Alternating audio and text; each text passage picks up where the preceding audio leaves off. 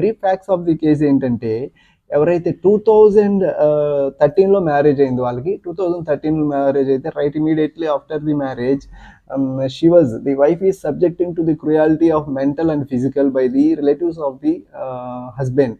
From the first day నుంచి కూడా ఆమె తెచ్చిన కట్నం వాళ్ళకి సరిపోలేదు అని చెప్పి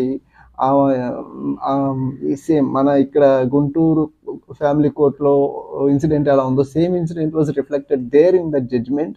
ఆమె దగ్గర ఉన్న ఫిక్స్డ్ డిపాజిట్స్, ఆమె ఇచ్చిన ప్రాపర్టీస్ని కూడా అంతా ఎగ్జాస్ట్ చేసి అంతా యూటిలైజ్ చేసేసుకొని మళ్ళీ ఎవరైతే హస్బెండ్ ఉన్నారో అతనికి రీమ్యారేజ్ చేయాలి అన్న ఇంటెన్షన్తో with affluent rich and wealthier background ఉన్న అమ్మాయిని చూసి మ్యారేజ్ చేయాలన్న ఇంటెన్షన్తో ఈ అమ్మాయిని రోజు కొడుతూ తిడుతూ ఎవరైతే ఎపిలెంట్ ఉన్నారో అంటే వైఫ్ ఉన్నారో తను కొడుతూ ఇంట్లో నుంచి బయటికి నెట్టేసి హస్బెండ్ ఇంకొక అమ్మాయితో ఫిజికల్ రిలేషన్స్ మెయింటైన్ చేస్తూ అల్టిమేట్గా గ్యాప్ మెయింటైన్ చేయడం జరిగింది. బేసింగ్ ఆన్ ది గ్యాప్, ఆ గ్యాప్ ఏదైతే ఉందో ఆ గ్యాప్ను బేస్ చేసుకొని అతను కొట్టిన దెబ్బలు, మెడికల్ సర్టిఫికేట్స్ అన్నీ ప్రొడ్యూస్ చేసి ఎవరైతే ఎపిలెంట్ ఉన్నారో she has produced all the evidences before the honourable high court of Delhi.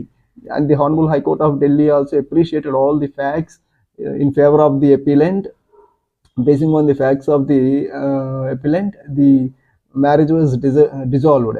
అయితే